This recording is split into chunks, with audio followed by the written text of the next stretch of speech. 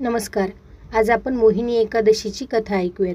ही कथा महर्षी वशिष्ठांनी श्री रामचंद्र यांना सांगितली होती. एकदा श्रीराम म्हणाले की हे गुरुदेव, सर्व पापांचे व दुःखांचा नाश करणारे व्रताचे वर्णन करा.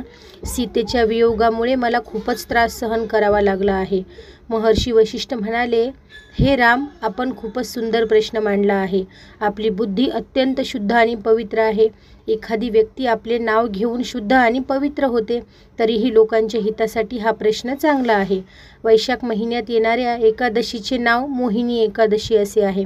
हे व्रत केल्याने मनुष्य सर्व पाप आणि दुःखांपासून मुक्त होतो. याने सर्व मोहमायेपासून मुक्ती मिळते. मी याची कथा सांगत आहे. ध्यानपूर्वक ऐकावी.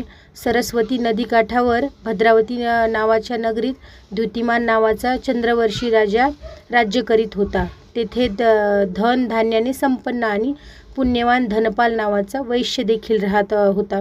तो अत्यंत धर्माळू आणि विष्णुभक्त होता. त्यांच्या नगरात अनेक भोजनालये, प्याऊ विहिरी, तलाव, धर्मशाळा निर्मित केल्या गेल्या होत्या. रस्त्यांवर आंबे, जांभूळ, कडुलिंबाचे अनेक वृक्ष लावले गेले होते. त्यांचे 5 पुत्र होते: सुमना, सद्बुद्धी, मेधावी, सुकृती आणि दृष्टबुद्धी. यापैकी 5वा पुत्र दृष्टबुद्धी महापापी होता. तो पिताची आज्ञा मानत नसे. तो वैश्य, दुराचारी मनुष्यांच्या संगतीत जुगार खेळत असे, परस्त्रीसह भोग विलास करत असे आणि मद्यमासांचे सेवन करत असे. या प्रकारे तो चुकीच्या गोष्टींमध्ये वडिलांची संपत्ती नष्ट करीत असे. या कारणांमुळे वडिलांनी त्याला घराबाहेर काढले होते. घराबाहेर पडल्यानंतर त्याने आपले दागिने व कपडे विकायला सुरुवात केली. जेव्हा सर्व काही नष्ट झालं, तेव्हा वैश्य आणि दुराचारी लोकांनी त्याचा साथ सोडून दिली आणि आता तो भूक तहानेमुळे अति दुःखी राहू लागला.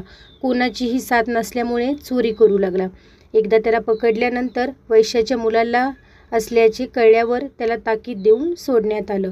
परंतु दुसऱ्यांदा पकडण्यात आल्यावर त्याला कारागृहात टाकण्यात आलं. तुरुंगात त्याला खूप दुःख देण्यात आले. नंतर राजाने त्याला शहर सोडण्यास सांगितले. तो शहराबाहेर जंगलात गेला. तेथे वन्य प्राणी आणि पक्षी यांचे शिकार करून खाऊ लागला.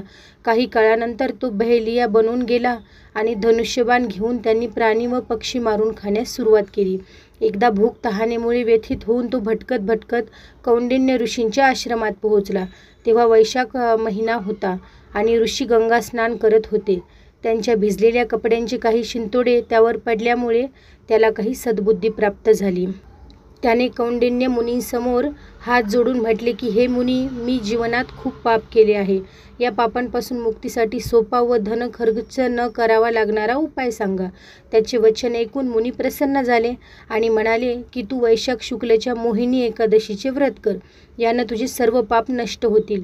मुनींचे वचन ऐकून तो अत्यंत प्रसन्न झाला आणि त्यांनी सांगितल्याप्रमाणे विधीपूर्वक व्रत केलं. या व्रताच्या प्रभावामुळे त्याचे सर्व पाप नष्ट झाले आणि शेवटी तो गरुडावर बसून विष्णू लोकात गेला.